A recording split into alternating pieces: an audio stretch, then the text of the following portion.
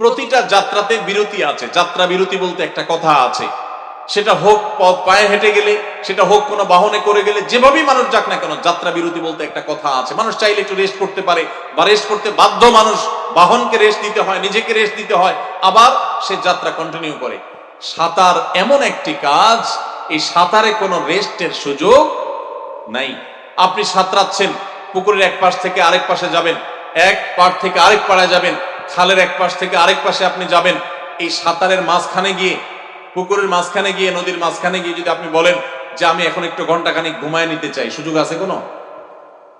সাঁতরানো বাদ দিয়ে যদি বলেন যে আমি এখানে পানির মধ্যে ঘন্টাখানিক ঘুমায় নেই, তারপর আবার সাঁতরাবো, সুযোগ আছে? চ্যানেলটি সাবস্ক্রাইব করে আমাদের সঙ্গেই থাকুন। অনেরা বেগুন গম আসন না, এত গরমের ভিতরে তো গম থাকা বড় কঠিন কাজ। আল্লাহ তাআলা আপনাদের এই কষ্টের উত্তম বিনিময় দান করুন। আলহামদুলিল্লাহ আলহামদুলিল্লাহ নাহমাদুহু ওয়া নাস্তাঈনুহু ওয়া নাস্তাগফিরুহু ওয়া নু'মিনু বিহি ওয়া নাতাওয়াক্কালু আলাইহি ওয়া নাউযু বিল্লাহি মিন শুরুরি আনফুসিনা ওয়া মিন সাইয়্যাতি আমালিনা।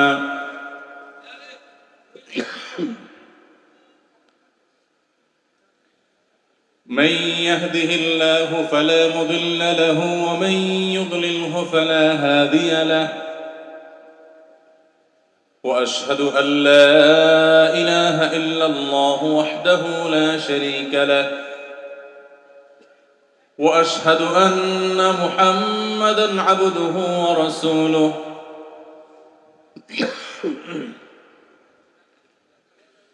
أرسله بالحق بشيرا ونذيرا وداعيا إلى الله بإذنه وسراجا منيرا. أما بعد، فقد قال الله تبارك وتعالى في كلامه المجيد وفرقانه الحميد بعد أعوذ بالله من الشيطان الرجيم: وأن المساجد لله فلا تدعوا مع الله أحدا. وقال تبارك وتعالى: واعبد ربك حتى يأتيك اليقين. وقال عليه الصلاة والسلام: أحب الأعمال إلى الله أدومها وإن قل.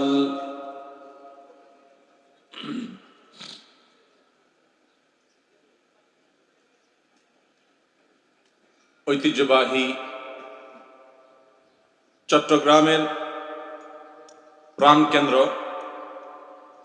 হালিশহর বি ব্লক হযরত ওমর বিন খাত্তাব রাদিয়াল্লাহু তাআলা আনহু জামে মসজিদ পরিচালনা কমিটির উদ্যোগে আয়োজিত আজকের এই ওয়াজ মাহফিলের সম্মানিত সভাপতি, উপস্থিত ওয়াজিবুল ইহতারাম সম্মানিত উলামায়ে কেরাম, অত্র এলাকার মান্যগণ্য ব্যক্তিবর্গ, দূর দূরান্ত থেকে আগত আমার কোরআন এবং হাদিস প্রেমী প্রাণপ্রিয় মুসলিম ভাইয়েরা এবং পর্দার মা বোনেরা,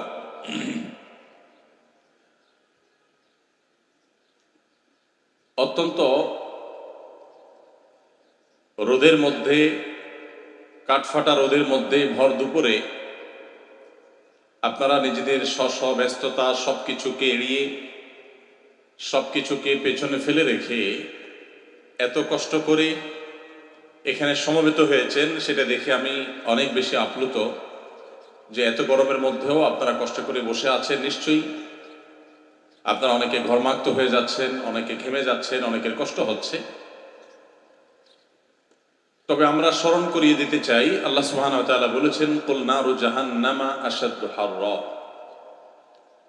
দুনিয়ার এই গরম, এর দাবদাহ, এর চাইতে জাহান্নামের আগুন, জাহান্নামের গরমের তীব্রতা অনেক অনেক গুণ বেশি।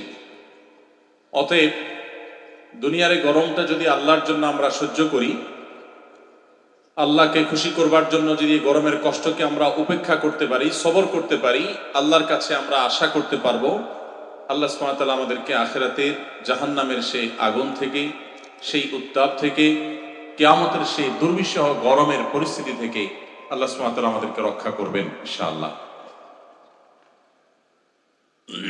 সম্মানিত উপস্থিতি,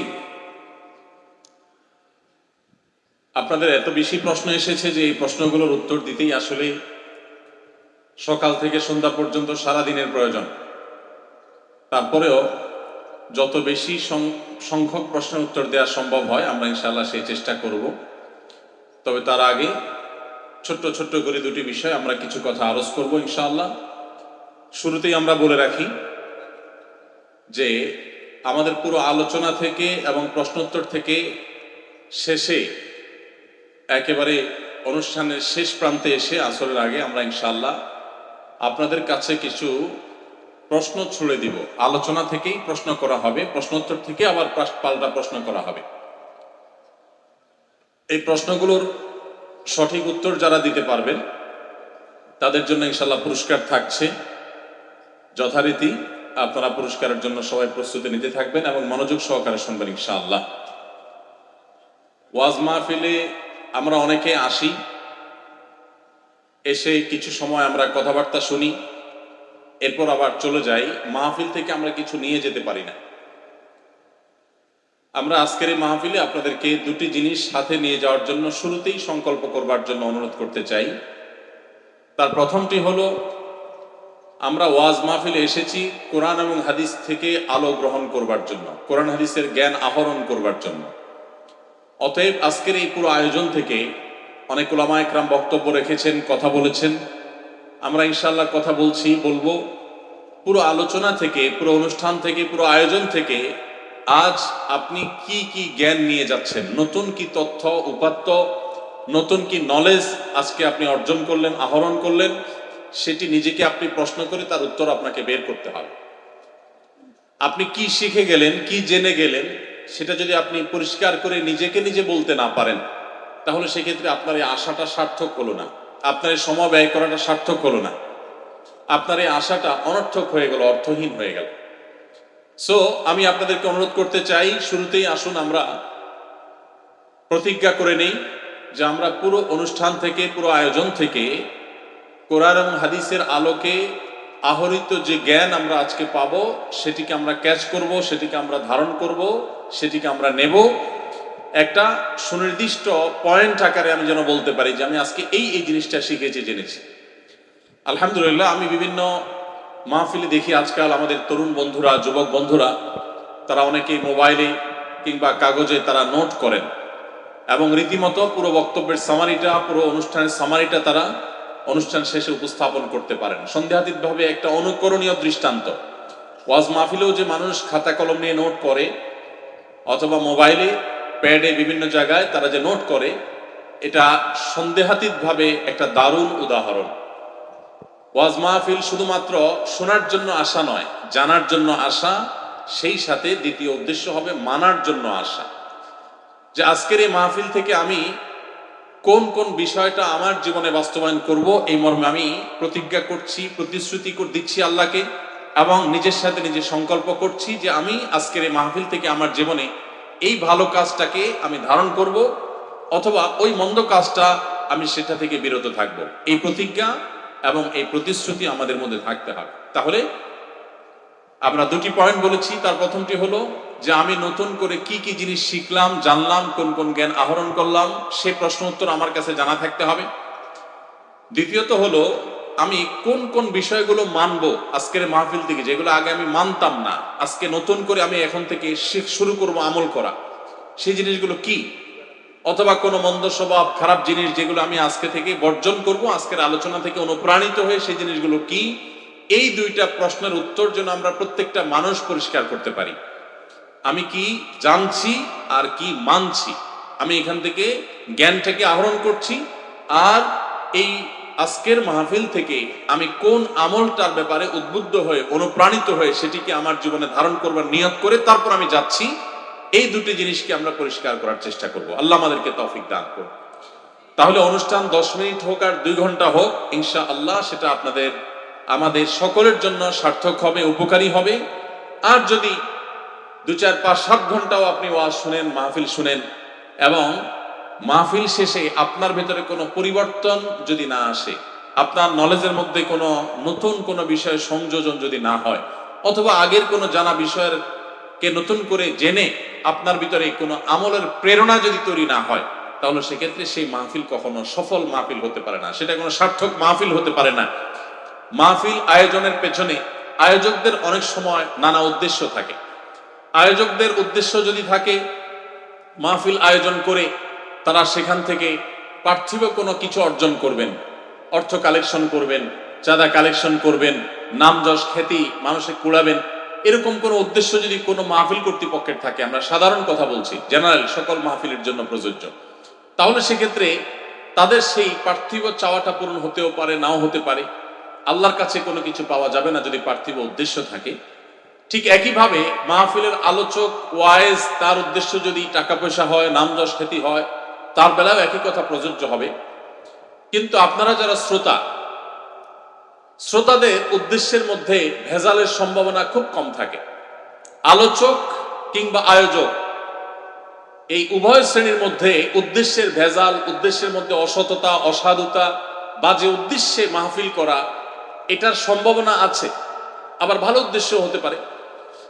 কিন্তু শ্রোতাদের মধ্যে ভেজাল উদ্দেশ্যে, অসৎ উদ্দেশ্যে মাহফিলে আসার সম্ভাবনা একেবারে কম। অতএব আপনারা যদি আপনাদের উদ্দেশ্যগুলোকে একটু ঝালাই করে নেন, একটু যদি আপনি কেন আসছেন সেই প্রশ্ন উত্তরটা নিজের মধ্যে নিজে অন্তত উপস্থিত করতে পারেন, তাহলে ইনশাআল্লাহ আপনাদের এই আশাকে, আপনাদের উপস্থিত হওয়াকে এবং এই কষ্ট করে গরমের মধ্যে বসে থাকাকে আল্লাহ রাব্বুল আলামিন কবুল করবেন এবং সার্থক হবে। অতএব আমরা শুরুতেই দুটি বিষয়কে মাথায় রাখি। এক, আজকে আমি নতুন কি শিখলাম। 2, আজকে থেকে নতুন কি আমল শুরু করলাম। এই দুটি প্রশ্নের উত্তর নিজেকে নিজে অন্তত আমাকে দিতে জানতে হবে। সবাই প্রস্তুত আছে তো ইনশাআল্লাহ? আল্লাহ তাআলা আমাদের সবাইকে তৌফিক দান করুন। সময়ত উপস্থিতি, আপনারা জানেন যে হালি শহরের যে মসজিদটিকে কেন্দ্র করে আজকের এই মাহফিল, সেই হযরত ওমর বিন খাত্তাব রাদিয়াল্লাহু তাআলা আনহু, ইসলামের দ্বিতীয় খলিফা ওমর ফারুক রাদিয়াল্লাহু তাআলা নামে যে মসজিদ নামকরণ করা হয়েছে, এই মসজিদটি পুরাতন একটা মসজিদ হলেও এটি নতুন জায়গায় নতুন করে গড়ে উঠছে, আপনারা জানেন। এবং এই মসজিদটি যেখানে ছিল সেখানে খাল খননের কারণে ভাঙা পড়েছে, নতুন জায়গা সেটি এসেছে। এই জায়গাটি সরকারি জায়গা, আপনারা অনেকে জানেন। কর্তৃপক্ষ যতটুকু আমাকে জানিয়েছেন যে এই সরকারি জায়গা ইতোমধ্যে মসজিদের নামে বরাদ্দ হয়ে গেছে, আলহামদুলিল্লাহ। এই 5 কাঠা জায়গা মসজিদ হিসাবে বরাদ্দ দেওয়া হয়ে গেছে সরকারিভাবে। শুধুমাত্র সেটার মৌজা মূল্য পরিশোধ করতে হবে, এবং সেটা 1,25,00,000 টাকা। তো সরকারি জমি হওয়াতে, বরাদ্দ পাওয়াতে এই মাত্র 1,25,00,000 টাকার মধ্যে এত ভ্যালুয়েবল একটা জায়গা পাওয়া যাচ্ছে, এটা সন্দেহাতীতভাবে অনেক বড় সৌভাগ্যের ব্যাপার। কর্তৃপক্ষ জানালেন যে এই পুরো টাকাটাই এখন পরিশোধ করতে হবে অফিসিয়ালি মসজিদ পুরো জায়গাটার মালিক হতে হলে।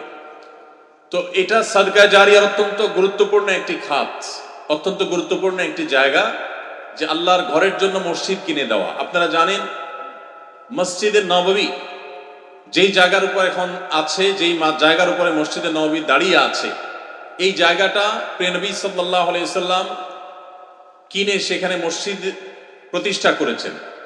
তিনি যখন এটি কিনবার উদ্যোগ নিয়েছেন, 2 ইয়েতিম শিশুর ছিল সেই জায়গাটি। তাদের জায়গা যখন আল্লাহর পক্ষ থেকে ইশারা এলো বাহনের মাধ্যমে অলৌকিকভাবে যে এখানে মসজিদ হওয়া উচিত, এখানে মসজিদ হতে হবে, তখন দেখা গেল মসজিদের মালিক হলো 2 ইয়েতিম শিশু।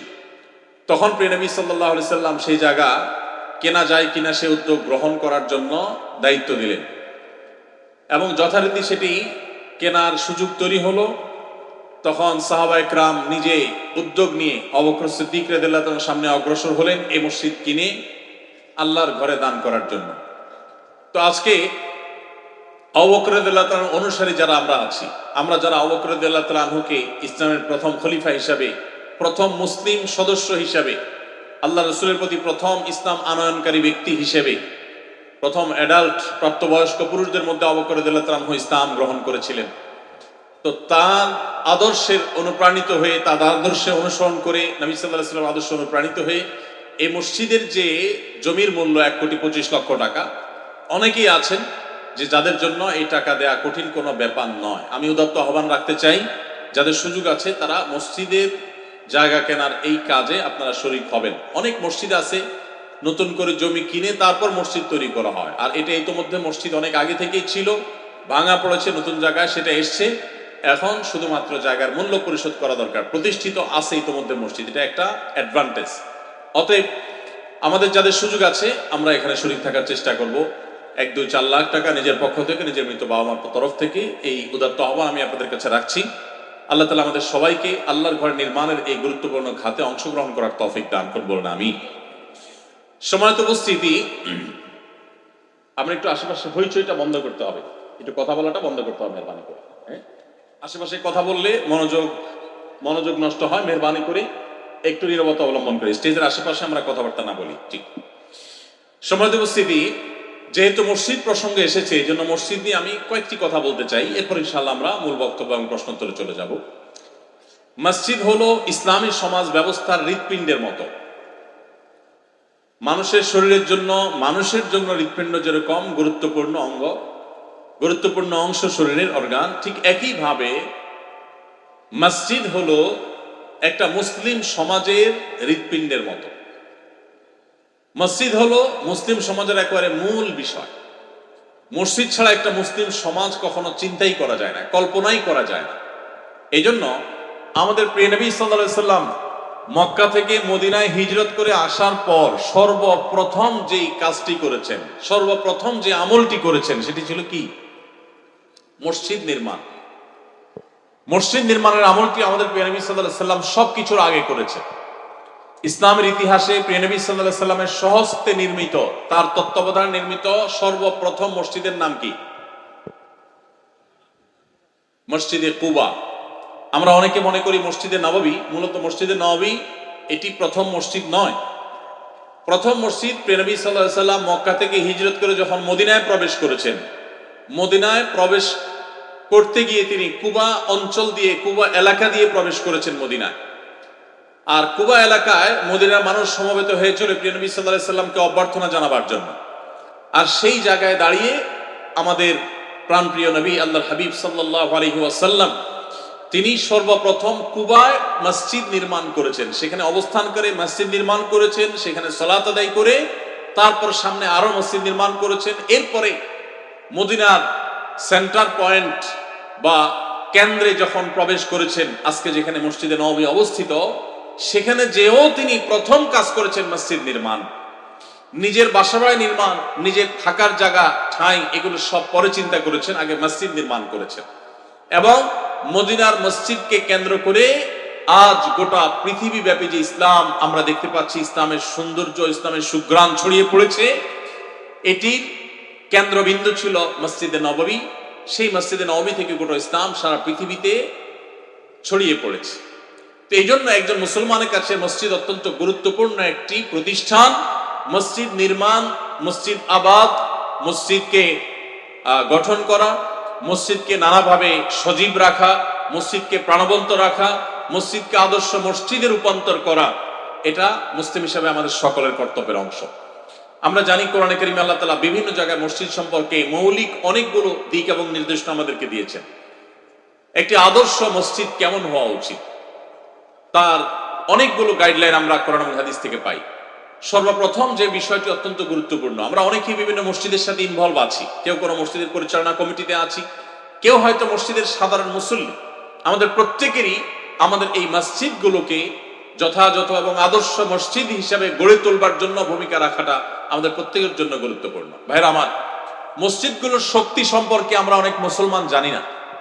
বিশেষ করে অনেক ইমাম সাহেব, ওলামা একরাম, খতিব সাহেব, তারা নিজেরাও আঁচ করতে পারেন না, আন্দাজ করতে পারেন না যে মসজিদগুলোর পাওয়ার কত বেশি। আজ পৃথিবীর বিভিন্ন প্রেসিডেন্ট, পৃথিবীর বিভিন্ন রাষ্ট্রনায়কেরা তারা তাদের জাতির উদ্দেশ্যে সাপ্তাহিক বক্তব্য দিয়ে থাকেন, বুলেটিন প্রকাশ করে থাকেন, তাদের বিভিন্ন বক্তব্যের সার নির্যাস ইত্যাদি তুলে ধরা হয়, সাপ্তাহিকভাবে প্রতিবেদন তুলে ধরা হয়। এই মসজিদ হলো সেই প্রতিষ্ঠান, মুসলমানদের এই মসজিদ থেকেই সর্বপ্রথম এই আইডিয়া দেয়া হয়েছে সপ্তাহে একদিন এলাকার সর্বস্তরের মানুষের উদ্দেশ্যে ভাষণ দিবেন সম্মানিত খতিব, এবং তাদের সুবিধা অসুবিধা, তাদের করণীয় বর্জনীয়, তাদের জন্য প্রয়োজন নির্দেশনা তিনি প্রদান করবেন। এর মাধ্যমে একটা আদর্শ এবং সুন্দর সমাজ গড়ে উঠবে। তো এটার কেন্দ্র হলো যে মসজিদ, সে মসজিদগুলো যদি আদর্শ মসজিদ হয়, সে মসজিদ যদি কোরআন এবং হাদিস যে মসজিদের ছক এঁকে দিয়েছে, কোরআন এবং হাদিস যে মসজিদের চিত্র অঙ্কন করে দিয়েছে, কোরআন এবং হাদিস যে মসজিদের রূপরেখা বাতলে দিয়েছে, আমাদের মসজিদগুলো যদি সেরকম মসজিদ হয়, তাহলে এরকম মসজিদ অনেক বেশি প্রয়োজন হবে না। একটি মসজিদ গোটা পৃথিবীকে পরিবর্তন করার জন্য যথেষ্ট হবে ইনশাআল্লাহ। সময়ত ভাইরা আমার, মসজিদে নববীতে একটি মসজিদই ছিল, যে মসজিদ আমাদের মসজিদগুলোর মতো এত দামি পাথর ছিল না, যে মসজিদে আমাদের মসজিদগুলোর মতো এত দামি টাইলস ছিল না, যে মসজিদগুলোতে আমাদের মসজিদগুলোর মতো এত উন্নত নানা রকমের ব্যবস্থাপনা, এয়ার কন্ডিশন থেকে নিয়ে নানা রকমের সাউন্ড সিস্টেম আজকাল যেগুলো থাকে আধুনিক, এর কোনো কিছুই যে মসজিদে ছিল না, সেই ভাঙাচোরা ভাবে কোন রকম অবকাঠামোর উপরে, সামান্য দুর্বল অবকাঠামোর উপরে, বাহ্যিক ভাবে দুর্বল অবকাঠামোর উপর দাঁড়িয়ে থাকা সে মসজিদ এতটা শক্তিশালী ছিল, গোটা পৃথিবীর গোটা পৃথিবীর যে আপনার মুভমেন্ট, এটাকে খুব অল্প কিছুদিনের মধ্যে পরিবর্তন করে গোটা পৃথিবীর নেতৃত্বের আসনে মুসলমানদেরকে বসে দিয়েছিল এই মসজিদে নববী। আজও যদি আমরা আমাদের মসজিদগুলোকে সেরকম আদর্শ মসজিদ বানাতে পারি, তাহলে ইনশাআল্লাহ সমাজের চেহারা বদলাতে খুব বেশি সময়ের প্রয়োজন হবে না। আল্লাহ রাব্বুল আলামিন আমাদের উলামা ইকরামদেরকে, সম্মানিত খতিব সাহেবদেরকে, মসজিদ কমিটির আমাদের সম্মানিত ভাইদেরকে এবং সর্বস্তরের মুসল্লিদের সবাইকে মসজিদকে আদর্শ মসজিদ হিসেবে গড়ে তোলার তৌফিক দান করুন। সম্মানিত ভাইরা আমার, একটি আদর্শ মসজিদের যে রূপরেখার কথা কোরআন এবং হাদিস বলেছে, সেগুলো বিস্তারিত বললে অনেক কথা বলা যাবে। আমরা সংক্ষেপে শুধুমাত্র কয়েকটি পয়েন্ট বলতে পারি। নাম্বার এক, একটি আদর্শ মসজিদের জন্য সর্বপ্রথম যে বিষয়টি থাকতে হবে তা হবে মসজিদ এটা তাওহীদ চর্চার জায়গা, এখানে কোনো শিরক চর্চা হতে পারবে না। মসজিদ যদি শিরকের চর্চা হয়, তাহলে সেটা কখনো আদর্শ মসজিদ হতে পারে না। আদর্শ মসজিদের জন্য প্রধান এবং প্রথম শর্তই হলো এটা যে মসজিদ হবে তাওহীদ চর্চার কেন্দ্রবিন্দু, এখানে কোনো শিরকের নাম গন্ধ নিশানা থাকতে পারবে না। আল্লাহ রাব্বুল আলামিন কোরআন কারীমে বলেছেন, ওয়া আন্নাল মাসাজিদা লিল্লাহ, মসজিদ সব মসজিদগুলো সব আল্লাহ, এগুলো আল্লাহর ঘর, এগুলো আল্লাহকে সিজদার জায়গা। যেহেতু এটা একচ্ছত্র ভাবে শুধুমাত্র আল্লাহকে সিজদা নিবেদন করার, আল্লাহর দাসত্ব প্রকাশ করবার জায়গা, এজন্য ফালা তাদউ মাআল্লাহি আহাদা, তোমরা মসজিদে আল্লাহ ছাড়া আর কাউকে ডাকবে না, অর্থাৎ আর কারোর কাছে প্রার্থনা করবে না, আর কারোর কাছে কোন প্রকার সহযোগিতা, অলৌকিক সহযোগিতা আশা করবে না। মসজিদে প্রার্থনা করবে শুধু কার কাছে? আল্লাহ রাব্বুল আলামিনের কাছে। অতএব মসজিদে যদি কোনো মৃত মানুষের কাছে মসজিদের মধ্যে বসে দোয়া করা হয়, তার কবর যদি থাকে সেখানে, তার কবরের পাশে দাঁড়িয়ে দোয়া করা হয়, বসে দোয়া করা হয়, তাহলে এটা হবে আল্লাহর শানের সবচেয়ে বড় বেয়াদবি, আল্লাহর শানের সবচেয়ে বড় জঘন্য কর্ম। কারণ যে মসজিদ তাওহীদ প্রতিষ্ঠা করবার জন্য এসেছে, সেই মসজিদের মধ্যে যদি শিরক করা হয়, সেই মসজিদকে যদি শিরকের আখড়ায় পরিণত করা হয়, তাহলে কখনো সেটা মসজিদের মূল উদ্দেশ্যকে সাধন করে না, বরং মূল উদ্দেশ্যকে ব্যাহত করে। এজন্য আদর্শ মসজিদ হওয়ার জন্য মসজিদের তাওহীদের চর্চা হতে হবে, সেখানে শিরকের কোনো নামগন্ধ থাকতে পারবে। আল্লাহ আমাদের সমস্ত মুসলমান ভাই বোনদেরকে মসজিদের এই গুরুত্বপূর্ণ বিষয়টিকে বুঝার তৌফিক দান করুন। তাহলে প্রথম শর্ত হলো মসজিদে তাওহীদের চর্চা হবে, এখানে সিজদা হবে শুধু আল্লাহকে, কোনো কবরকে না, কোনো মাজারকে না, কোনো পীরকে না, কোনো জীবিত মৃত কোনো ব্যক্তিকে না, কোনো অদৃশ্য শক্তির কাছে কোনো সহযোগিতা চাওয়া নয়। একমাত্র সহযোগিতা চাওয়া হবে, সাহায্য চাওয়া হবে শুধু কার কাছে? আল্লাহ রাব্বুল আলামিনের কাছে। তাহলে সে মসজিদ হবে আদর্শ মসজিদ, সে মসজিদ হবে নবী সাল্লাল্লাহু আলাইহি সাল্লামের দেওয়া তার রূপরেখাওয়ালা মসজিদ। ভাইরা আমার, আপনারা জানেন মক্কায় আজকে যে কাবা আমরা দেখতে পাচ্ছি, বাইতুল্লাহ দেখতে পাচ্ছি, এই মসজিদ তো নবী সাল্লাল্লাহু আলাইহি সাল্লামের নবী হওয়ার নবুয়ত প্রাপ্তির আগেও ছিল। তার নবুয়ত প্রাপ্তির আগেও ছিল, তখন মানুষ সেখানে শিরক করত। প্রিয় নবী সাল্লাল্লাহু আলাইহি সাল্লাম মক্কা বিজয় করবার পর সেটাকে তিনি শিরক মুক্ত করেছেন। অতএব মসজিদগুলো শিরক মুক্ত হতে হবে। দ্বিতীয়ত, একটি আদর্শ মসজিদের জন্য যে বিষয়টি খুব গুরুত্বপূর্ণ তা হলো মসজিদে সুন্নাতে রাসূলের চর্চা হবে, কোনো বিদআতের চর্চা হবে না। সুন্নাত প্রতিষ্ঠা হবে মসজিদের মূল কাজ। প্রত্যেকটা কাজে প্রিয় নবী সাল্লাল্লাহু আলাইহি ওয়াসাল্লাম কি করেছেন, বিশেষ করে ইবাদতগুলো, ইবাদতের ক্ষেত্রে প্রিয় নবী সাল্লাল্লাহু আলাইহি ওয়াসাল্লাম আদর্শ কি আছে, তার সালাত কেমন ছিল, তার নামাজ কেমন ছিল, তার রোজা কেমন ছিল, তার দোয়া কেমন ছিল, তার তিলাওয়াত কেমন ছিল, তার দুরূদটা কিভাবে পাঠ করা হতো, তিনি কোন আমলটা কিভাবে করতেন, সেই সুন্নাতগুলো প্রতিষ্ঠা করা হবে মসজিদের প্রধান কাজ। কোন মসজিদ যদি সুন্নাহ প্রতিষ্ঠা করে সর্বস্তরে, তাহলে সেটি হবে আদর্শ একটা মসজিদ। আল্লাহ তাআলা এই মসজিদ সহ দেশের সমস্ত মসজিদগুলোকে সুন্নাহ প্রতিষ্ঠার কেন্দ্র হিসেবে কবুল এবং মঞ্জুর করবো না, আমিন। তৃতীয়ত, মসজিদ যেহেতু আল্লাহর ঘর এবং সেখানে যেহেতু তাওহীদ প্রতিষ্ঠা করতে হবে, এটাকে কেউ ব্যক্তিগত খবরদারি প্রকাশের জায়গা হিসেবে গ্রহণ করতে পারবে না। আজকাল আপনারা জানেন অনেক মসজিদ আছে যে মসজিদগুলো মসজিদের কমিটি, মসজিদের কর্তৃপক্ষ, মুতাওয়াল্লি, সভাপতি, সেক্রেটারি অথবা বিভিন্ন ব্যক্তিবর্গ, তারা তাদের ক্ষমতা জাহিরের একটা কেন্দ্র হিসেবে মনে করেন। তারা মনে করেন যে তাদের খবরদারি জাহিরের একটা বড় জায়গা হলো মসজিদ। মসজিদ হলো গোলামি প্রকাশের জায়গা। আল্লাহর ঘরে এসে যদি কেউ নিজের কর্তৃত্ব আর সর্দারি আর মাতবরি জাহির করতে চায়, তো এর চেয়ে বড় অহংকারী আর পাপিষ্ঠ এবং কপাল পোড়া হতভাগা আরেকজন হতে পারে না। মসজিদের দায়িত্ব বুঝে নিলে বা মসজিদ পরিচালনা করার দায়িত্ব পেলেই যে আপনি আল্লাহর প্রিয় পাত্র হয়ে গেছেন, এত সহজ হিসেব নিকেশ করার কোন সুযোগ। মসজিদ পরিচালনার দায়িত্ব মক্কার মুশরিকরাও পালন করেছে, মক্কার কাফেররাও কিন্তু মসজিদ একসময় পরিচালনা করেছে। সো মসজিদ পরিচালনা করলেই আপনি আল্লাহর প্রিয় বান্দা হয়ে গেছেন, আল্লাহ আপনাকে খেদমত দিয়েছে তা নয়, বরং মসজিদ পরিচালনা করতে এসে অহংকার করে পাপিষ্ঠ হয়ে ঈমান আমল বরবাদ করে আরো বেশি সাজার উপযুক্ত আপনি হতে পারেন। এই জন্য আদর্শ মসজিদের জন্য এই জিনিসটা খুবই জরুরি যে মসজিদ কর্তৃপক্ষ ইমাম সাহেবকে, খতিব সাহেবকে বলবেন পরিষ্কার ভাবে যে আপনি কোরআন এবং হাদিসের আলোকে আমাদের মসজিদকে আপনি আলোকিত করবেন, আবাদ করবেন। কোরআন হাদিসের বাইরে মন গড়া জিনিস আমরা চাই না। আজকাল সেই মসজিদ কমিটি খুব কমই পাওয়া যায় যে মসজিদ কর্তৃপক্ষ ইমাম সাহেব, খতিব সাহেবকে সে ফ্রিডমটা দেন, তাদেরকে সে স্বাধীনতা দেন, তাদেরকে তাদের কথা বলবার সুযোগ দেন। অবশ্যই ইমাম খতিবদেরও দায়িত্ব আছে মসজিদ কমিটিকে বুঝিয়ে তাদেরকে কাউন্সিলিং করে তাদের কাছ থেকে বেশটা আদায় করে নেওয়া এবং মসজিদকে আদর্শ মসজিদ হিসেবে গড়ে তোলা। আল্লাহ তাআলা আমাদের সমস্ত মসজিদগুলোকে সেরকম মসজিদ হিসেবে কবুল এবং মঞ্জুর করবো না, আমিন। ভাইরা আমার, আমরা যারা সাধারণ মুসল্লি আছি, আমরা আমাদের ইমাম খতিবদেরকে, আমাদের মসজিদ কমিটির ভাই বোনদেরকে আমরা বোঝাবার চেষ্টা করব। দেখুন, মসজিদ কমিটিতে বিশেষ করে যারা থাকবেন, মসজিদকে যারা আবাদ করবেন, মসজিদের মুতাওয়াল্লি যারা হবেন, তাদের সম্পর্কে আল্লাহ সুবহানাহু ওয়া তাআলা কোরআনে কারিমে নির্দেশনা দিয়েছেন, ইন্নামা ইয়ামুরু মাসাজিদাল্লাহ, নিশ্চয়ই আল্লাহর ঘরগুলোকে আবাদ করবে কারা? যাদের মধ্যে চারটি বৈশিষ্ট্য আছে। এক নম্বর বৈশিষ্ট্য হলো মান আমানা বিল্লাহি ওয়াল ইয়াউমিল আখির, যারা আল্লাহ এবং আখিরাতে বিশ্বাস করে। আল্লাহ এবং আখিরাতে বিশ্বাসী মানুষ যারা হবে তারাই মসজিদ আবাদ করবে। যার নিজের ইমানের ঠিক ঠিকানা নাই, আখিরাতের প্রতি বিশ্বাস ঠুনকো, দুর্বল, দুনিয়া ছাড়া কিছু বোঝে না, পয়সা কড়ি ছাড়া কিছু বোঝে না, ব্যবসা বাণিজ্য ছাড়া কিছু বোঝে না, আল্লাহর কাছে জবাবদিহি করতে হবে সে ভয় তার অন্তরে কম, এই লোক মসজিদ কমিটির বা মসজিদ পরিচালনার দায়িত্বে আসার যোগ্যতা রাখে না। এক নম্বর হলো তার ভিতরে আল্লাহর প্রতি ঈমান এবং আখিরাতের প্রতি ঈমান থাকতে হবে অত্যন্ত সুদৃঢ়।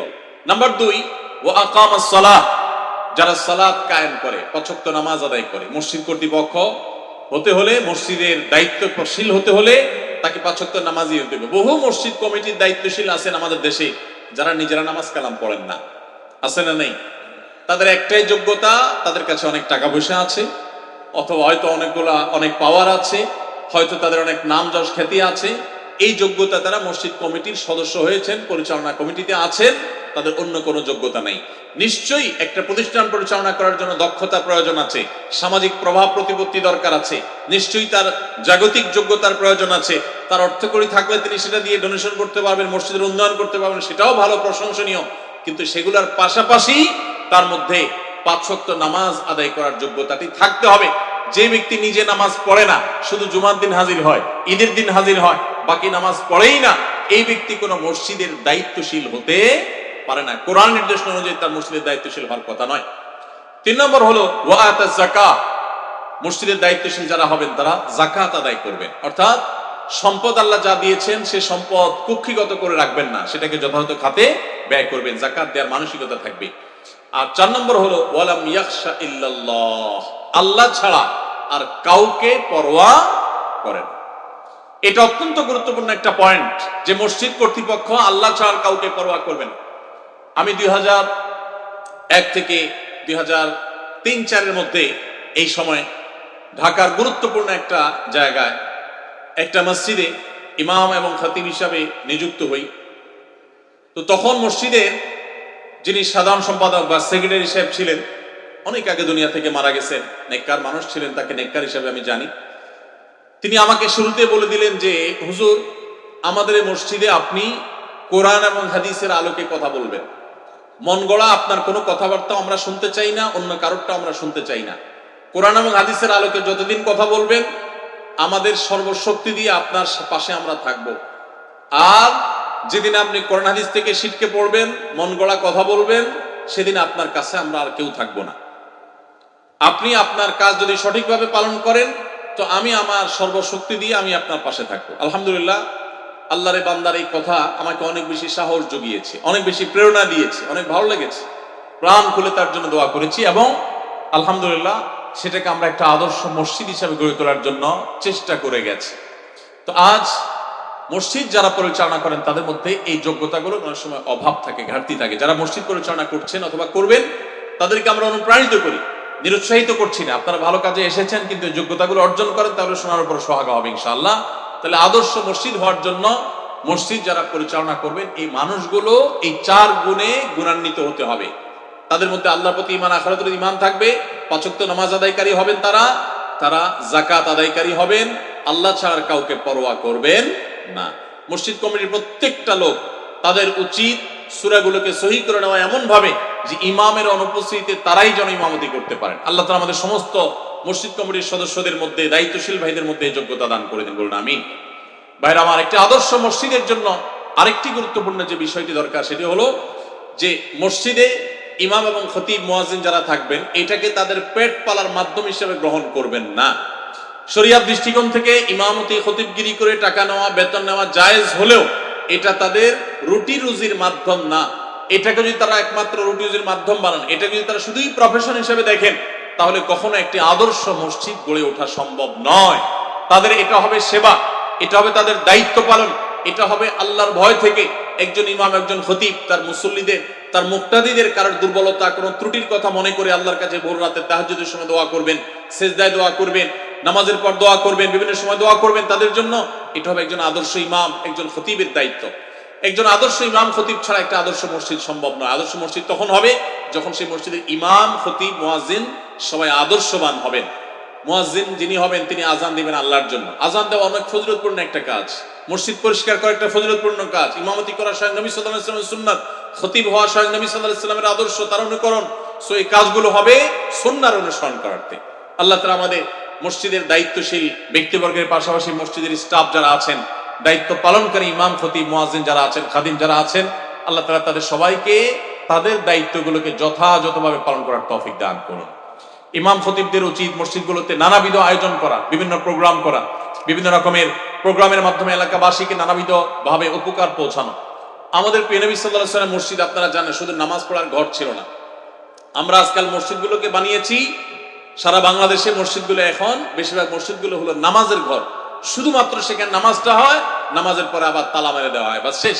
অথচ মসজিদ থেকে আমরা নানাবিধ সামাজিক কর্মকাণ্ড আমরা করতে পারি। বিশেষ করে আমাদের সমাজে পারিবারিক ব্যবস্থা ভঙ্গুর হয়ে গেছে, দাম্পত্য জীবন ভয়ঙ্কর একটা অবস্থা পার করছে। আমরা জানি স্বামী স্ত্রীর মধ্যে মনোমালিন্য চরম আকারে, ঘরে ঘরে সংসার ভেঙে খান খান হয়ে যাচ্ছে।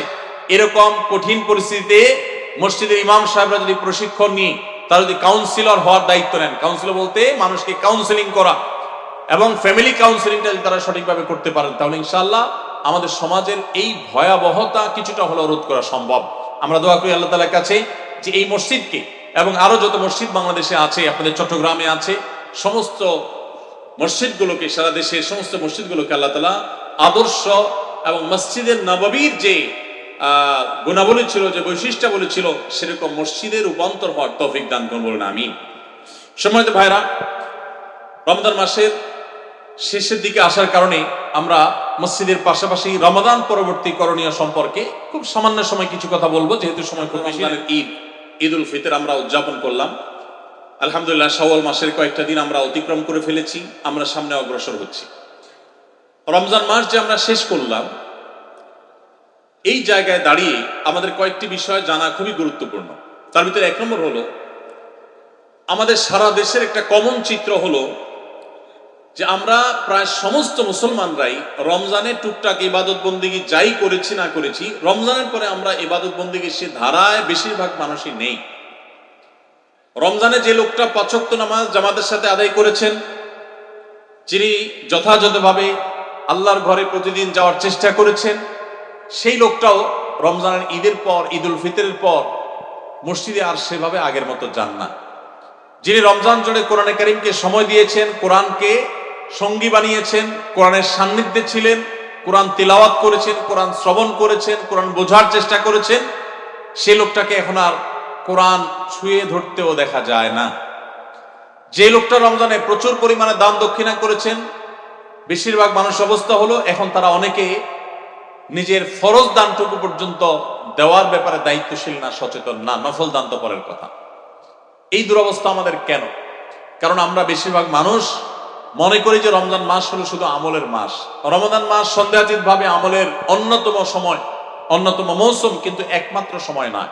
ভাইরা আমার, রমজান মাস সম্পর্কে আরবের একজন বিখ্যাত আলেম দ্বীন চমৎকার একটি কথা বলেছেন। তিনি বলেছেন, যারা রমজান মাসের পুজো করেছেন, রমজান মাসের উপাসনা করেছেন, মাসটা আল্লাহর সৃষ্টি, দিন যেরকম সৃষ্টি, রাত যেরকম আল্লাহর সৃষ্টি, আমরা যেরকম আল্লাহর সৃষ্টি, রমজান মাসটাও আল্লাহর একটা সৃষ্টি।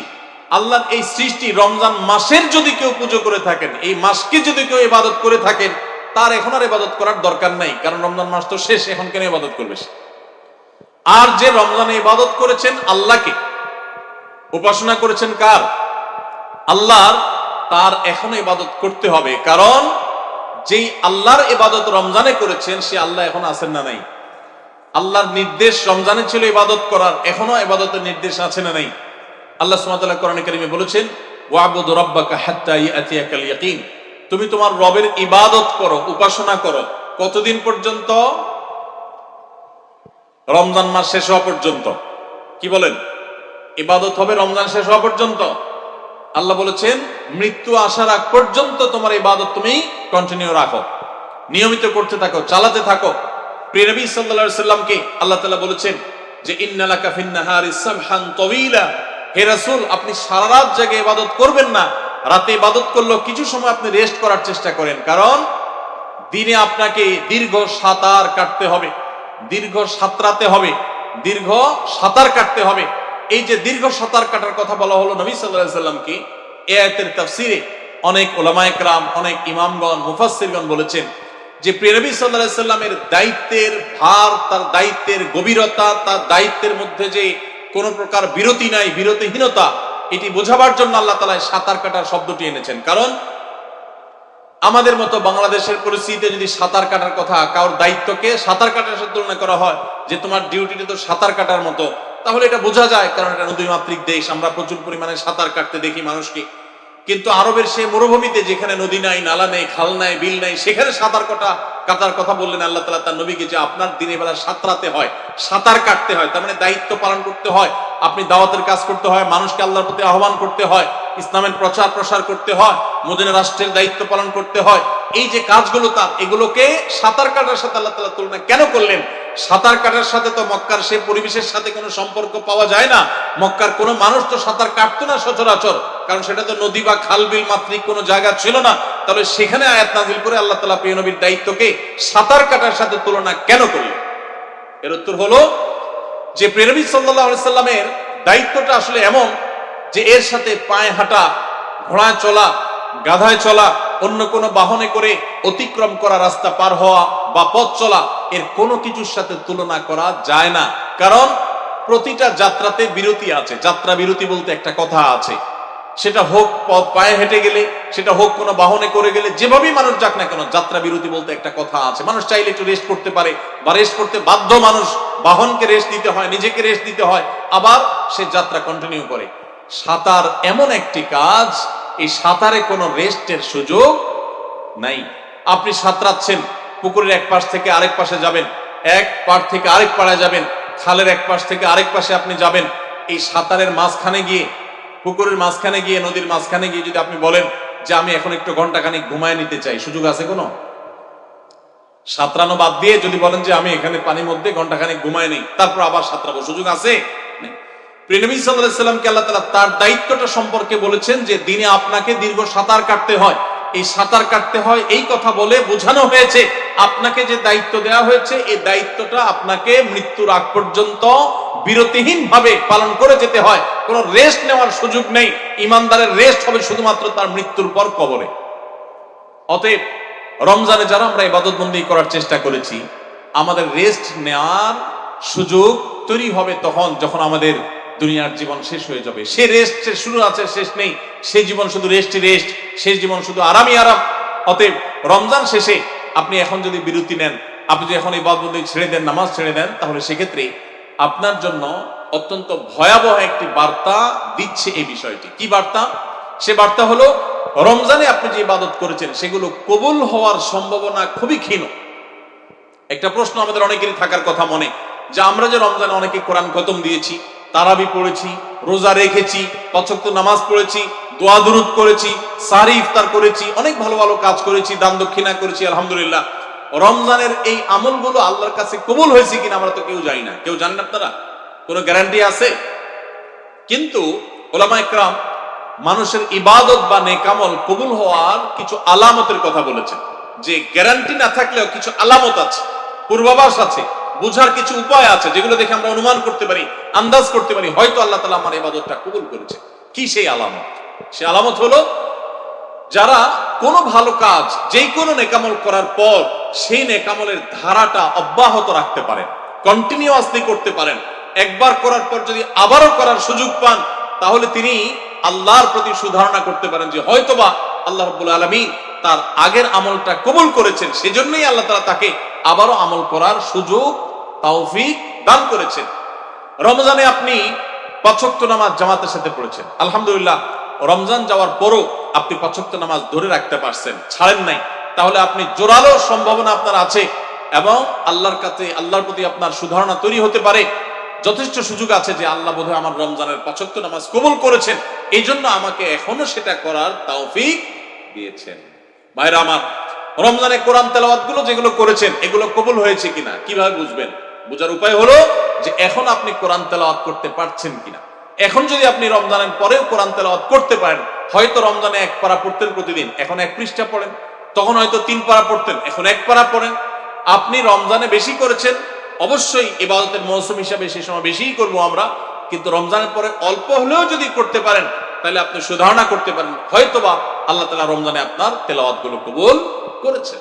ভাইরা আমার, ঠিক একইভাবে রমজানে আমরা যে দান দক্ষিণা করি, প্রচুর পরিমাণ দান দক্ষিণা, একজন কৃপণ মানুষ যে সেও কিছু না কিছু দান করে, আলহামদুলিল্লাহ। এই দান দক্ষিণাগুলো কবুল হয়েছে কিনা সেটা বোঝার উপায় হলো যে আপনি এখনো দান করতে পারতেছেন কিনা। রমজানে হয়তো অনেক বেশি দান করেছেন, এখন হয়তো বেশি পারতেছেন না, সারা বছর তো আর একরকম করা যাবে না, তো এখন অল্প করে করেন, কিন্তু দানের অব্যাহত ধারাটা আপনাকে রাখতে হবে, তাহলে ইনশাআল্লাহ সেটি আল্লাহর কাছে কবুল হওয়ার আলামত আপনি ধরতে পারেন। নবী সাল্লাল্লাহু আলাইহি ওয়াসাল্লামের একটা হাদিস আমি পাঠ করেছি শুরুতে, তিনি বলেছেন আহাব্বুল আমালি ইলাল্লাহি আদওয়ামুহা ওয়া ইন কাল। আল্লাহর কাছে বান্দার সবচেয়ে প্রিয় আমল, সবচেয়ে প্রিয় আমল, যে আমলটা আল্লাহ পছন্দ করেন, কি সেটা? যে আমল মানুষ কন্টিনিউয়াসলি করে, ধারাবাহিক ভাবে করে, যে আমল করে ছেড়ে দেয় না। আল্লাহ সুবহানাহু ওয়া তাআলা বলেছেন তোমরা ওই নারীর মতো হইও না।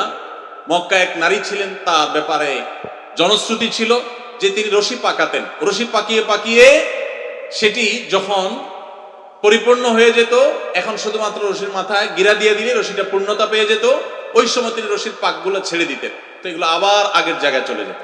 তো আল্লাহ বলেছেন ওলা তাকুনু কাল্লাতী নাকাদাত গাজলাহা মিন বাদি কুওয়াতিন আনকাথা, তোমরা সেই মহিলার মতো হইও না যে মহিলা রশি পাকাতে পাকাতে সেটাকে পূর্ণতা দিয়ে এরপরে সেটার মাথা বাঁধবে যখন, ওই সময় সেই পাকগুলো ছেড়ে দেয়, অর্থাৎ তার পুরো শ্রমটা পণ্ড হয়ে যায়, সব নষ্ট হয়ে যায়। তোমরা তাদের মতো হবে না যাদের নামাজ শুধু রমজানেই ছিল এখন আর নেই, যাদের রোজা শুধু রমজানেই ছিল এখন আর নেই, যাদের তেলাওয়াত শুধু রমজানেই ছিল এখন আর নেই, যাদের দান দক্ষিণা শুধু রমজানেই ছিল এখন আর নেই, যাদের দোয়া দুরূদ, আল্লাহর কাছে কান্নাকাটি, চোখের পানি ফেলা, প্রার্থনা করা, ইস্তেগফার করা, তওবা করা রমজানেই ছিল, এখন আর সেগুলো নেই। এরা হলো সেই নারীর মতো যেই নারী সবকিছু জমিয়ে এরপর তার বাদ তিনি ছেড়ে দিয়েছেন, গিরা তিনি খুলে দিয়েছেন, তার শ্রম যেরকম পণ্ড, আমাদের রমজানের সমস্ত প্রচেষ্টাগুলো পণ্ড হয়ে যেতে পারে যদি রমজানের ইবাদতের ধারাগুলোকে রমজানের পরেও আমরা ধরে রাখতে না পারি। তাহলে রমজানের ইবাদতের ধারাকে আমরা রমজানের পরেও ধরে রাখার চেষ্টা করবো তো ইনশাআল্লাহ। রমজানে হয়তো আপনি 20 রাকাত তারাবি পড়েছেন, লম্বা সময় নিয়ে তারাবি পড়েছেন, এখন পারেন না। আপনি 4 রাকাত তাহাজ্জুদ পড়েন, 2 রাকাত পড়েন। রমজানে হয়তো প্রতি রাত পড়েছেন, এখন প্রতি রাত পড়তে পারেন না, আপনি মাঝে মধ্যে পড়েন। রমজানে আপনি 30 দিন রোজা রেখেছেন, এখন আপনার 30 দিন রোজা রাখার দরকার নেই। রমজানের বাইরেও তো নফল রোজা আছে, সেগুলো মাঝে মধ্যে রাখেন। রমজানে আপনি 5 ওয়াক্ত নামাজ পড়েছেন, সেটা আপনাকে অবশ্যই রমজানের পরেও 5 ওয়াক্ত পড়তে হবে। এভাবে ইবাদতের ধারাগুলো যদি আমরা ধরে রাখতে পারি তাহলে আমাদের রমজান সাধনা সার্থক হবে ইনশাআল্লাহ তাআলা। আল্লাহ তাআলা আমাদের সবাইকে রমজানের ইবাদতের ধারাকে ধরে রাখার তৌফিক দান করুন। সবাই চেষ্টা করবো তো ইনশাআল্লাহ। ভাইরা আমার, প্রিয় নবী সাল্লাল্লাহু আলাইহি ওয়াসাল্লাম রমজানের বাইরেও প্রচুর পরিমাণে রোজা রাখতেন। অনেক বেশি নফল রোজা, সুন্নাত রোজা তিনি রাখতেন। রমজানের বাইরে আরো 7 ধরনের নফল রোজার কথা আমরা বলতে পারি। কয় ধরনের নফল রোজা? এগুলোকে মাসতুন সুন্নাত রোজাও বলা যেতে পারে। সুন্নাত রোজা নবী সাল্লাল্লাহু আলাইহি সাল্লাম এই রোজাগুলো রাখতেন। আমরা শুধুমাত্র অনেকে রমজানে রোজা রাখি, আবার আগামী রমজান আগ পর্যন্ত আর রোজা রাখার তৌফিক হবে না। রোজা রাখা মানুষের স্বাস্থ্যের জন্য এত বেশি উপকারী যে এখন ডাক্তারগণ, চিকিৎসকগণ আমাদের শরীরের অতিরিক্ত মেদ, চর্বি এগুলো গালাবার জন্য, বার্ন করবার জন্য এবং আমাদের সুস্থ থাকবার প্রয়োজনে আমাদেরকে তারা ওয়াটার ফাস্টিং করতে বলেন, শুধু পানি খেয়ে রোজা রাখতে বলেন। রোজার গুরুত্ব এখন আর কারো বুঝতে বাকি নেই আমাদের, কারণ আমরা এখন কিটো ডায়েটের সময় পার করছি। কিটো ডায়েট করলে তাকে মনে করে অনেক স্বাস্থ্য সচেতন মানুষ, অনেক দায়িত্বশীল মানুষ। তো এরকম একটা সময় যখন আমরা এসেছি, তখন রোজার যে কত গুরুত্ব, রোজার যে কত উপকারিতা, রোজা রাখতে সামান্য একটু কষ্ট হতে পারে কিন্তু তার স্বাস্থ্যের যে উপকারিতা লাভ সেটা বলাই বাহুল্য, আর ওয়াজ করে বোঝানোর প্রয়োজন নেই। আমরা শুধু সেগুলো আমল করা দরকার। রোজা শুধু রমজানে রাখলেন, এরপরে আপনি ক্লোজ করে ফেললেন রোজার চ্যাপ্টার, আবার আগামী রমজান আসলে রাখবেন না, আপনি আদর্শ রোজাদার হতে পারলেন না। আদর্শ রোজাদার হতে হলে রমজানে হয়তো 30 দিন রোজা রেখেছেন, অন্য কোন মাসে 30 দিন পুরো মাস আপনাকে রোজা রাখতে ইসলাম বলে না। আপনি মাঝে মধ্যে সেটা ধরে রাখেন, কারণ সারা বছরই আমাদের স্বাস্থ্যের জন্য রোজাটা যেমন উপকারী, ইমানের জন্য তেমনি ভাবে উপকারী। আসলে আমরা জানি যে রমজান রোজার বাইরে আরো কখন কোন কোন সময় রোজা রাখা সুন্নাত। রমজান রোজার পরে যে সমস্ত রোজাগুলো সুন্নাত, তার ভিতরে একটা হলো যেই মাসটাতে আমরা এখন আছি, এর নাম কি মাস? শাওয়াল মাস। শাওয়াল মাসে প্রিয় নবী সাল্লাল্লাহু আলাইহি সাল্লাম 6টি রোজা রাখার ব্যাপারে উদ্বুদ্ধ করেছেন আমাদেরকে। এটা হলো একটা সুন্নাত রোজা, যে রমজানের 30 রোজার পরে শাওয়ালে কয়টা রোজা রাখা? 6টা রোজা রাখা। প্রিয় নবী সাল্লাল্লাহু আলাইহি সাল্লাম বলেছেন, মান সামা রমাদান, যে ব্যক্তি রমজান মাসে রোজা রাখলো, সুম্মা আতবাহু সিত্তাম মিন শাওয়াল, রমজানের সব রোজাগুলো রাখার পর যে ব্যক্তি শাওয়াল মাসে 6টা রোজা রাখলো, কানা কাসিয়ামিদ দাহর, ওই ব্যক্তিকে আল্লাহ তাআলা সারা বছর রোজা রাখার সওয়াব দান করবে।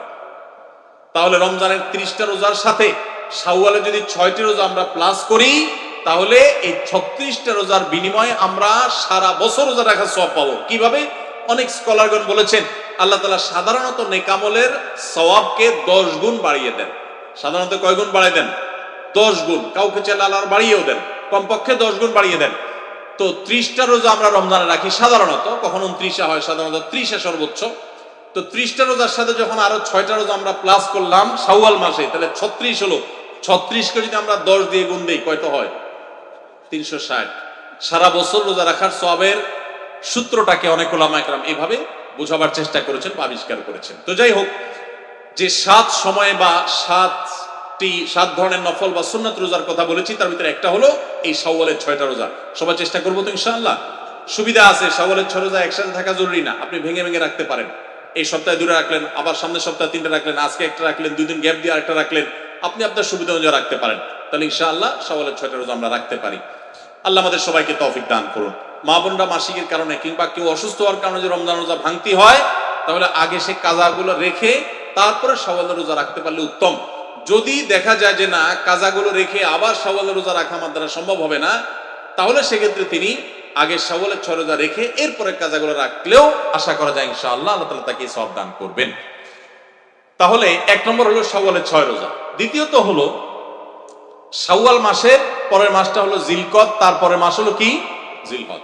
এই জিলহজ মাসের প্রথম 9 দিনই নফল রোজা রাখা যায়। এরপরে বিশেষ করে আরাফাতের দিন, যেটা জিলহজের 9 তারিখ, এই জিলহজের 9 তারিখটাতে নবী সাল্লাল্লাহু আলাইহি ওয়াসাল্লাম রোজা রাখার পর উৎসাহিত করেছেন, আমাদেরকে উদ্বুদ্ধ করেছেন। এর মাধ্যমে 1 বছর পূর্বের আবার 1 বছর পরের অগ্রিম আল্লাহ তাআলা গুনাহ খাতা মাফ করে দেন। তো এই জন্য প্রথম নফল রোজা বা সুন্নাত রোজা পেলাম শাওয়ালের 6 রোজা, আর দ্বিতীয়টা হলো জিলহজ মাসের কয় তারিখ? 9 তারিখ, 9 জিলহজ, আরাফাত দিনের রোজা।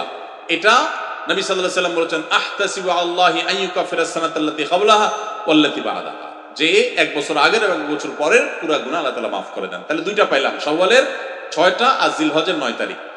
নাম্বার 3, মুহররম মাসে বেশি বেশি রোজা রাখা। কোন মাসে বেশি বেশি রোজা রাখা?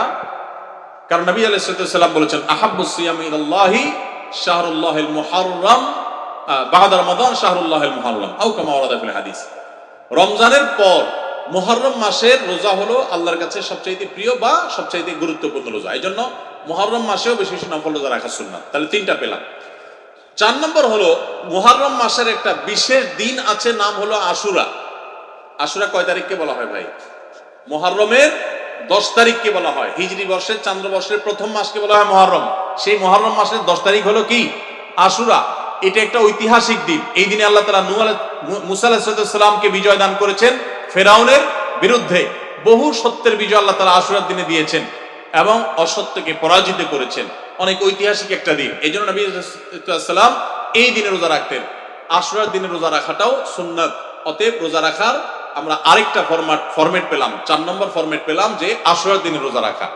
এই আশুরার দিনে যে রোজা রাখা, এটা আবার 2টা রোজা আমরা জানি, 9 আর 10, আর না হলে 10 আর 11। তবে সবচেয়ে উত্তম হয় 9 আর 10, কারণ নবী সাল্লাল্লাহু আলাইহি ওয়াসাল্লাম যে বছর দুনিয়া থেকে চলে গেছেন সেই বছর তিনি বলেছেন, যদি আমি সামনের বছর বেঁচে থাকি লা আসুমান্নাত তাসিআ ওয়াল আশির, তাহলে সামনের বছর আমি জিলহজের আশুরার রোজাগুলো যখন রাখবো, জিলহজ নয় আশুরার রোজা যখন রাখবো, তখন মুহররমের 9 আর 10 রাখবো। এটা তার আকাঙ্ক্ষা ছিল, কিন্তু সেই তৌফিক তিনি পান নাই, আল্লাহ তাকে দুনিয়া থেকে নিয়ে গেছেন তার আগে। তো এই জন্য উলামা ইকরাম বলেন উত্তম হলো আশুরা রোজা রাখলে 9 এবং 10 রাখা। যদি সেটা না পারেন তাহলে অপশন নম্বর 2, 10 এবং 11। তাহলে 4টা সুন্নাত রোজার অপশন পেলাম আমরা। শাওয়ালের 6টা, জিলহজের 9 তারিখ, আর মুহররমের 9, 10 অথবা 10, 11, আর পুরো মুহররম মাসটাই নফল রোজার জন্য। তাহলে কয়টা হলো? 4টা। 5 নম্বর হলো শাবান মাস। শাবান মাসে নবী সাল্লাল্লাহু আলাইহি ওয়াসাল্লাম সবচেয়ে বেশি নফল রোজা রাখতেন, আপনারা জানেন। আমাদের আয়েশা রাদিয়াল্লাহু তাআলা বলেছেন, কারণ নবী সাল্লাল্লাহু আলাইহি ওয়াসাল্লাম ইয়াসুমু শাবান ইল্লা কালিল, নবীজি পুরো শাবান জুড়ে রোজা রাখতেন, কিছু কয়েকদিন বাদে পুরো শাবান রোজা রাখতেন। তাহলে 5 নম্বর হলো শাবান মাসে বেশি নফল রোজা রাখতেন, রমজানের আগের মাস। 5টা ফরম্যাট হয়ে গেল। আরো 2টা আইটেম আছে, তার একটা হলো মাসিক আর একটা হলো সাপ্তাহিক। মাসিক রোজা হলো চাঁদের 13, 14, 15। চাঁদের 13, 14, 15। এই 13, 14, 15 এই দিনগুলোকে বলা হয় আইয়ামে বীজ, অর্থাৎ চাঁদ এই দিনগুলোতে পরিপূর্ণ থাকে, আকাশ আলোকিত থাকে।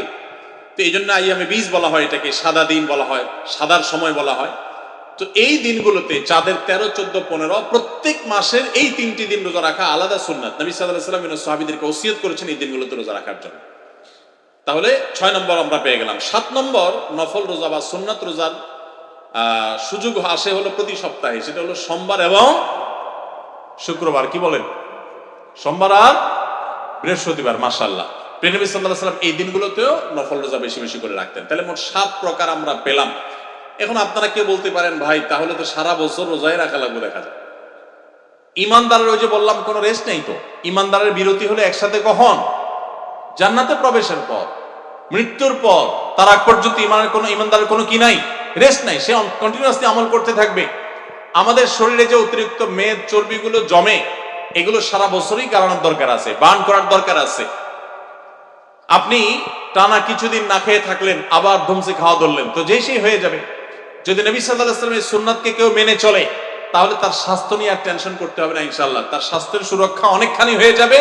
রোজার ক্ষেত্রে নবী সাল্লাল্লাহু আলাইহি ওয়াসাল্লামের এই সুন্নাহ যদি মেনে চলে, প্রতি সপ্তাহে সোম, বৃহস্পতি, মাসের 13, 14, 15, আর বাকি যেগুলো কথা বললাম, শাওয়ালের 6টা রোজা এবং জিলহজের 9 তারিখ এবং মুহররমের 9, 10, মুহররম মাস বেশি বেশি, শাবান মাস বেশি বেশি, চাঁদের 13, 14, 15 আর সোম, বৃহস্পতিবার, এই সব রোজাগুলো যদি কেউ রাখে, তাহলে ইনশাআল্লাহ বিইذনিল্লাহ প্রথমত এর মাধ্যমে সে আল্লাহর কাছে আজর পাবে, বিনিময় পাবে, নবী সাল্লাল্লাহু আলাইহি ওয়াসাল্লামের সুন্নাত জিন্দা হবে। এবং রোজা শুধু রমজানের জন্য হলো না, বছর জুড়ে হলো, তখন রমজান শুধু এক মাস হবে না, আমার গোটা বছরটাই হবে রমজান মাস ইনশাআল্লাহ তাআলা। সবাই চেষ্টা করবো না ইনশাআল্লাহ? আল্লাহ আমাদের সবাইকে রমজানের আমলের ইবাদতের ধারাগুলোকে রমজানের পরেও অব্যাহত রাখার তৌফিক দান করুন, বলেন আমিন। রমজানে যে আমরা ইবাদত বন্দি করেছি, বিশেষ করে রোজা রেখেছি, সেগুলো যেন রমজান পরে আমরা রাখতে পারি, সেই চেষ্টা করবো তো সবাই ইনশাআল্লাহ? আল্লাহ আপনাকে, আমাকে, আমাদের সবাইকে আমলের তৌফিক দান করুন। জাযাকুমুল্লাহু খাইরা ওয়া আখিরু দাওয়ানা আলহামদুলিল্লাহি রাব্বিল আলামিন।